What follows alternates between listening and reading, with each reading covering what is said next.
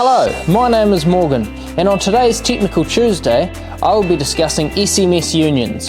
The SMS Union is technically known as the Swedish Manufacturing Standard Union. They are used in a wide variety of applications, including dairy, abattoir, and beverage industries, but are not commonly used in New Zealand. Typically, SMS Unions come pre-fitted on parts and machinery that are imported.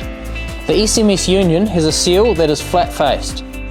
When tightening, the seal is compressed into the recessed face of the male part, creating a tightly sealed connection. The SMS Union is also identifiable by the rounder threads on the male part. This fitting is a hygienic union that has the added advantage of being totally removable in position due to its flat face. This enhances the union's suitability to be used in frequently dismantled piping systems. The metal company stocks SMS Unions from sizes 1 inch through to 4 and offers a whole range of parts that make up the complete union. This consists of the male part, weld liner, slotted nut and EPDM seal. We also have SMS blind nuts available to suit our SMS Union. SMS Unions look similar to our popular RJT Unions, but have some distinct differences. So if you have any questions, please get in touch with the metal company crew today, because we make buying stainless steel easy.